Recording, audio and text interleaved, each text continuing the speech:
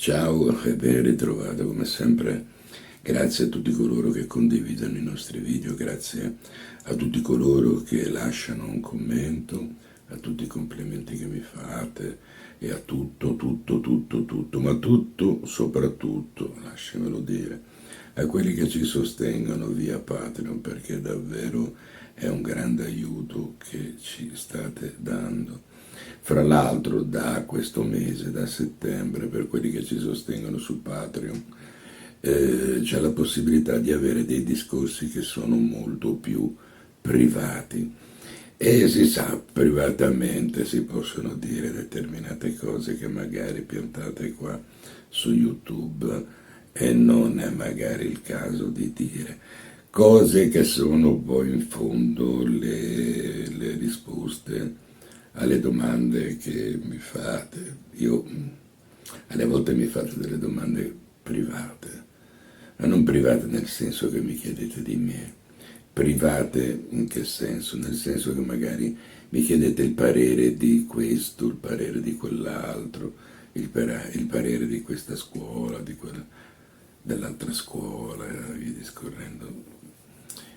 Allora, mettermi lì e dirti, guarda,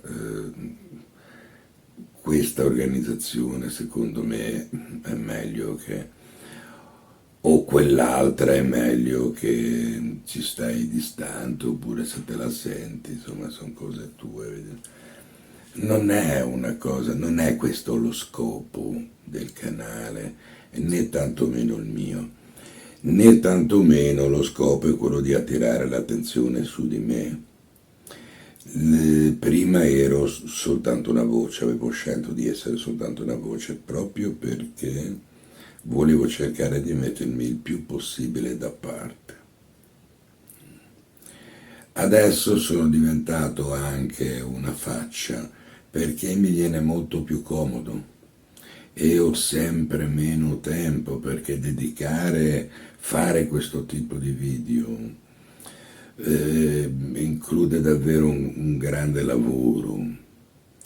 E prima c'era la registrazione dell'intervento, prima della registrazione la scrittura dell'intervento, poi il montaggio di Laura e via discorrendo, c'era davvero un lavoro incredibile e non riusciamo a portarlo avanti perché insomma voglio dire per noi abbiamo un lavoro, il nostro lavoro è Mie Edizioni, lo sapete tutti, quindi come edizione abbiamo intenzione di far uscire delle cose davvero interessanti. Una di queste, te la posso accennare, riguarda la ormai conosciuta cerimonia del Sutra del Loto, quella che tanti di voi fanno, quella che tanti di voi chiamano il gong in italiano. Ecco, è un libro in cui si racconta proprio tutto di questa cerimonia, un libro che contiene anche il testo della cerimonia, un libro che parla del gong in se stesso, facendone la storia, ma non solo questa volta, della cerimonia del Sutra del Loto, anche proprio del gong normale, il perché poi di questo, il perché di quell'altro, e poi una cosa molto, almeno io ne sono molto orgoglioso, interessante, è l'esegesi. Cos'è l'esegesi? È la spiegazione di tutte le parti del Sutra del Loto inserite all'interno della cerimonia. E questo è qualcosa davvero di importante perché sono anni che molti di voi mi chiedono di fare l'esegesi al Sutra del Loto. Io posso al limite provare di fare che cosa? Di metterti quello che penso io, quello che ho capito io, che io, tu lo sai, non appartengo a nessuna organizzazione. Sono stato monaco per tanto tempo, adesso vivo, guarda, in mezzo al nulla, di conseguenza non appartengo. Quindi ti posso dire quello che ho capito io, posso condividerlo con te e al limite ti posso dire quello che mi hanno insegnato a me. ma sai fare l'esegesi del Sutra del Loto vera, completa, come andrebbe fatta, capitolo su capitolo, tanto il verso che sente è il mio gatto che ha deciso di partecipare anche lui al video. È una cosa, dicevo, tornando all'esegesi del Sutra del Loto, davvero complicata. Complicata, ma soprattutto è, insomma, presuntuosa, perché il Sutra del Loto ogni volta che lo leggi ti racconta qualcosa di diverso. Gli accademici parlano solo di quello, ma se tu dovessi considerare il Sutra del Loto come un libro, ho già avuto modo di parlare di questo, come un libro che hai trovato all'interno di un baule, all'interno di una soffitta, come se queste cose qua che succedono nelle favole, e tu l'avessi aperta, avessi cominciato a leggerlo, che cosa ti avrebbero detto a te determinati capitoli? Che cosa ti avrebbero detto a te determinati punti di questo libro? Perché guarda, è questo che conta. Te che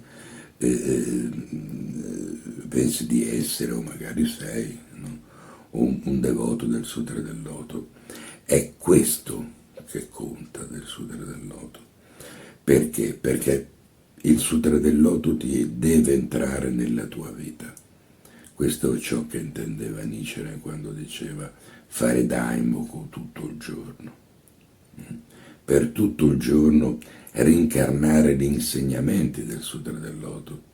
E la grandezza di Nichiren qual è stata proprio questa, che ha rincarnato gli insegnamenti del Sutra del Loto. Nichiren non è uno di quei profeti che ha avuto una visione e dopo ha segnato un cammino. Nichiren era davvero un matematico in questo senso.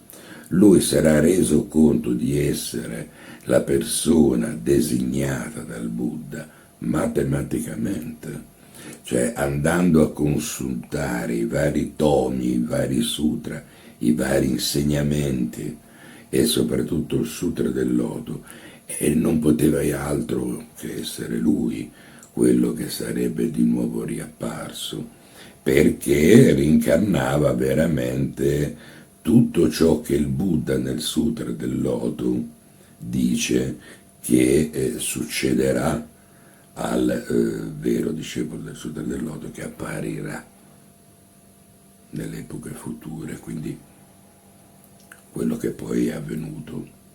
E questo mi ha permesso di entrare proprio all'interno dell'argomento di oggi. Perché Nichiren ha fatto quello che ha fatto? Perché Nichiren ha vissuto come ha vissuto? E quale era davvero lo scopo di Nichiren? Intanto non so se ne abbiamo già parlato, ma credo di sì. Non era intenzione di Nichiren assoluta quella di fondare nessuna scuola. Lui aveva esclusivamente intenzione di riformare il Tendai, perché la scuola del Sutra del Loto è il Tendai, altrimenti appunto chiamata scuola del Sutra del Loto. A lui dava fastidio che il Tendai fosse ormai diventato un qualcosa che era un minestrone di tante pratiche, di tante cose, e lui voleva che, siccome era un grande discepolo, si riteneva un grande discepolo di Saicho, che Tendai ritornasse a quello che Tendai aveva fatto, quindi fosse centrato esclusivamente sul Sutra del Loto. E poi lo scopo di Nichiren era quello di portare davvero il Sutra del Loto a tutti, fare in modo che il Sutra del Loto diventasse davvero il centro della vita delle persone. Ed è per questo che il Daimoku è considerato da tutti universalmente non fosse altro un'idea geniale, perché porta all'interno di esso tutti gli insegnamenti del Buddha e soprattutto tutti gli insegnamenti del Sutra del Loto. E ti dà la possibilità, e dà la possibilità davvero a tutti di entrare dalla porta principale. Ma perché dico questo? Perché tanti, ad esempio, ho visto che si definiscono la vera scuola di Nichiren, la scuola fondata da Nichiren. Non è così. Non è così, mi dispiace, lo dico col cuore in mano, perché lo scopo di Nichiren, te l'ho detto qual era. Se Nichiren avesse avuto lo scopo di fondare una scuola, non sarebbe stato condannato a morte, esiliato, via discorrendo, perché altri avevano fondato scuole ed erano sì stati, magari avevano ricevuto delle denunce, ma era più un discorso politico, perché portando via persone dal tempio del Tendai portavano via anche che cosa? E le offerte. E allora il Tendai non ci stava e denunciava, e guarda ad esempio il caso di Onnen, il fondatore della scuola della terra pura. E insomma, anche lui ha subito delle condanne, ma la grande colpa di Nichiren non era quella di voler fondare una scuola, era quella di spaccare il Tendai e di farlo diventare di nuovo quello, come ti dicevo, delle origini. Allora lì il problema era diverso, è stato attaccato perché per questo scopo, non perché voleva fondare una scuola.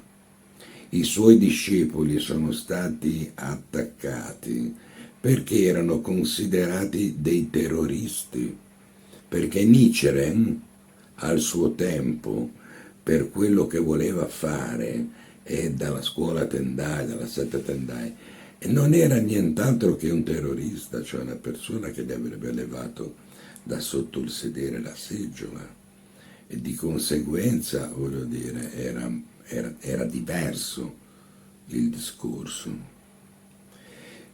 Quando, ad esempio, leggo che se non fa il gongyo completo, se non fa il gongyo in questo modo, allora la tua pratica non è completa, non funziona, e vedi scorrendo. Io mi arrabbio perché non solo significa, perdonami di nuovo, non aver capito assolutamente nulla di che cosa è il nichirenismo, di qual è quindi il messaggio di Nichiren, ma è proprio dargli dei calci, perché insomma, voglio dire, è dire una bestialità, è cercare di invalidare in questo modo tutto ciò che ha portato Nichiren a fare una vita d'inferno. Pensa a Sadhu, lui racconta che d'inverno, e lì gli inverni, chi conosce il Giappone lo sa, gli inverni sono veramente duri. Lì a Sadhu non aveva il tetto o mancava parte del tetto e la neve cadeva sul pavimento, quindi immagina un po' che grande freddo, quindi immagina che cosa ha vissuto Nichiren, quindi è importante anche pensare a questo prima di parlare. Lo scopo di Nichiren era quello di portarlo a tutti il suo insegnamento, e il suo insegnamento è il Sutra del Loto, è il condensare tutto il Sutra del Loto nel Daimoku, ma nemmeno il Daimoku ha fondato, perché già la setta Tendai lo faceva, ma la differenza era che lui ha dato un altro significato a questa pratica. Questo è importante, perché il Daimoku è la pratica principale. Proprio per questo motivo qua, il sutra che tu reciti, il sutra, che sia un versetto, che sia un intero capitolo, che siano 2 capitoli, che siano 4, che siano quello che vuoi, è un'offerta. Non è il sutra, secondo Nichiren, che ti porta sulla strada. Ecco il messaggio di Nichiren, che ha rincarnato il messaggio del Bodhisattva Jogyo, perché nel Sutra del Loto leggiamo che questo era lo scopo del Bodhisattva Jogyo. I famosi versi del sole e della luna che noi troviamo alla fine del 21° capitolo sono la predicazione no, poi non mi viene la parola, che sarebbe venuto comunque un uomo che avrebbe rincarnato quello e che avrebbe fatto quello che ha fatto poi esclusivamente Nichiren. Ecco da dove veniva la condizione di Nichiren. Ma lo scopo di Nichiren era il Daimoku, perché? Perché il Daimoku lo potevano fare tutti e lui voleva che tutti ritornassero al Sutra del Loto, perché il periodo in cui ha vissuto Nichiren è stato un periodo in cui il Giappone le ha patite tutte, le ha sentite tutte, aveva tutti i pericoli, invasioni, pestilenze, guerre interne. È stato un periodo veramente incredibile. Se tu conosci Rishan Kokuron sai che lui descrive questo periodo qua dove i cadaveri facevano la pila nelle strade. È stato veramente un periodo, e lui diceva che tutto quello che stava succedendo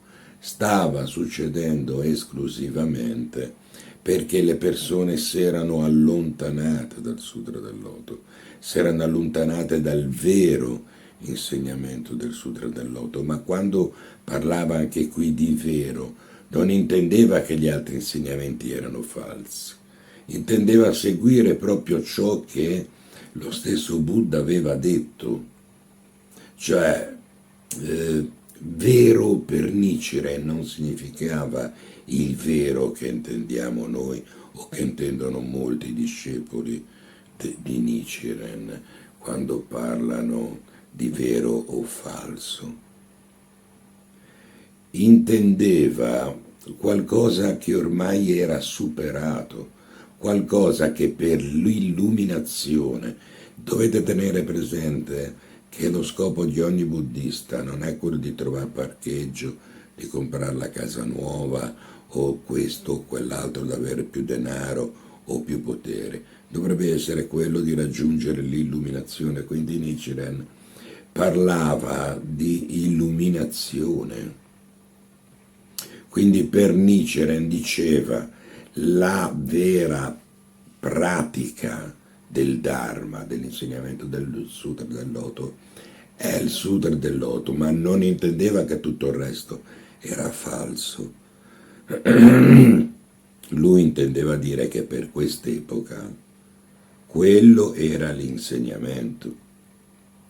E poi che cosa ha fatto? Ha condensato quell'insegnamento nel Daimoku e l'ha messo a portata di tutti, nelle mani di tutti. Ecco, solo questo era lo scopo di Nichiren, e questo è il motivo per cui davvero è stato, insomma, gli hanno fatto di tutto.